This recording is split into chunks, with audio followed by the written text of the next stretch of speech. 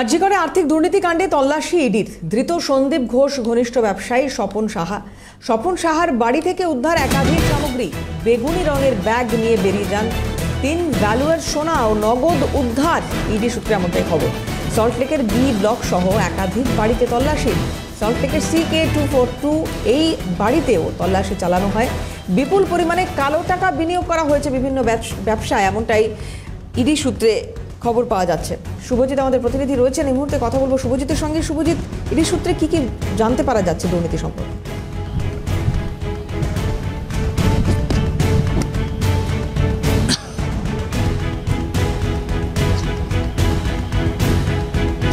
দেবারতী, তোমাকে জানিয়ে রাখি, আরজিকর কাণ্ডে কার্যত আরজিকর আর্থিক দুর্নীতি মামলায় আমরা জানি ইতিমধ্যে একাধিক ব্যক্তি তাদেরকে জিজ্ঞাসাবাদ করা হয়েছে।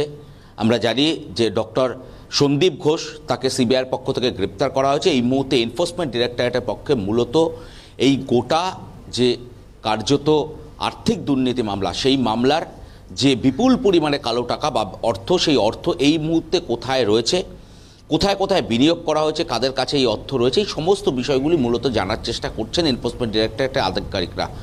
গতকাল আমরা দেখলাম যে ইডির পক্ষ থেকে একযোগে শহর এবং শহরতলির প্রায় 10টি জায়গায় তল্লাশি অভিযান চালানো হয় এবং যারা মূলত ডক্টর সন্দীপ ঘোষ ঘনিষ্ঠ তাদের বাড়ি থেকে শুরু করে তাদের অফিস, বিভিন্ন জায়গায় তল্লাশি অভিযান চালানো হয়েছে।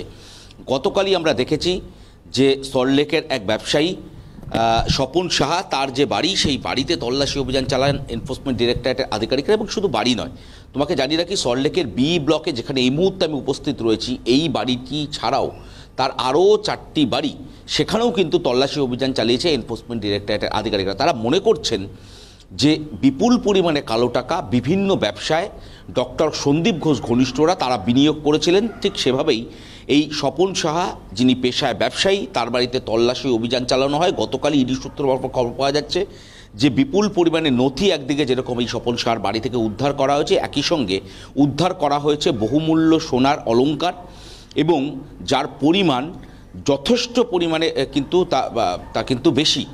সাধারণত আমরা দেখেছি যে যেখানে সাধারণত ইডির পক্ষ থেকে ভ্যালুয়ার নিয়ে যাওয়া হয়, সেখানে কোনো বাড়িতে যদি 150 গ্রামের বেশি সোনা পাওয়া যায়, সেক্ষেত্রে কিন্তু এনফোর্সমেন্ট ডিরেক্টরেটের পক্ষ থেকে তার বিল সহ একাধিক যে কাগজপত্র, সেইগুলো কিন্তু পারচেস পেপার, সেগুলো কিন্তু চাওয়া হয়। এক্ষেত্রে যেটা ইডি সূত্রে খবর পাওয়া যাচ্ছে যে একাধিক যে অলংকার পাওয়া গিয়েছে, সোনার অলংকার, তার একাধিক অলংকারের ক্ষেত্রেই কোনো পারচেস নথি নেই।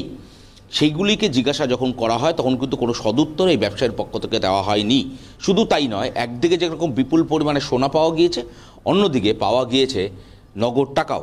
এনফোর্সমেন্ট ডিরেক্টরেটের পক্ষ থেকে আমরা দেখলাম যে রাত্রি প্রায় 9:30 নাগাদ, প্রায় 14 ঘন্টা অভিযানের পর তারা কার্যত এই বাড়ি থেকে তারা বেরিয়ে গেলেন এবং তারা একটি লাল সুটকেসে করে বিপুল পরিমাণে টাকা, সেই টাকা যেটি টাকা অলংকার, যেগুলোকে সিজ করে এখান থেকে নিয়ে যাওয়া হয়েছে, এবং প্রচুর পরিমাণে নথি ইতিমধ্যে এনফোর্সমেন্ট ডিরেক্টরেটের পক্ষ থেকে উদ্ধার করা হয়েছে।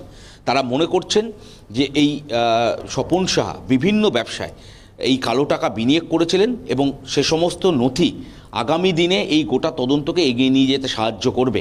একই সঙ্গে স্বপন সাহার আরও 4টি বাড়ি, তার মধ্যে একটি আবাসন, লেকটাউনের একটি আবাসন, একটি ফ্ল্যাট, সেখানেও কিন্তু এনফোর্সমেন্ট ডিরেক্টরেটের আধিকারিকরা সেখানেও তল্লাশি অভিযান চালিয়েছেন। এবং শুধু তাই নয়, একই সঙ্গে তারা মনে করছেন যে স্বপন সাহা ছাড়াও একাধিক ব্যক্তি যাদের বাড়িতে ইতিমধ্যে তল্লাশি অভিযান চলেছে, আমরা দেখেছি শহর থেকে শহরতলির একাধিক মানুষের কাছে, একাধিক ব্যক্তির কাছে পৌঁছেছিলেন এনফোর্সমেন্ট ডিরেক্টরেটের আধিকারিকরা, এবং সেখানে গিয়ে তারা মনে করছেন যে গতকালের যে তল্লাশি অভিযান, তা কার্যত এক ধাপ এই তদন্তকে এগিয়ে নিয়ে গেল। এবং শুধু তাই নয়, এই আর্থিক দুর্নীতি মামলা, সেই মামলায় যে সিবিআইয়ের পক্ষ থেকে প্রথম থেকেই দাবি করা হচ্ছিল যে আর্থিক দুর্নীতি মামলায় শুধুমাত্র সন্দীপ ঘোষ নয়, এর সঙ্গে জড়িয়ে রয়েছে আরও একাধিক ব্যক্তি, যাদের বাড়িতে ইডির পক্ষ থেকে ইতিমধ্যে তল্লাশি চালানো হয়েছে। এবং এনফোর্সমেন্ট ডিরেক্টরেটের আধিকারিকরা তারা মনে করছেন যে বিপুল পরিমাণে কালো টাকা যেটি বিনিয়োগ করা হয়েছিল বিভিন্ন ব্যবসায়, তার হদিশ আগামী দিনে পাওয়া যাবে। অনেক ধন্যবাদ শুভজিৎ। কথা বলছিলাম, শুভজিৎ আমাদের সঙ্গে ছিলেন সরাসরি।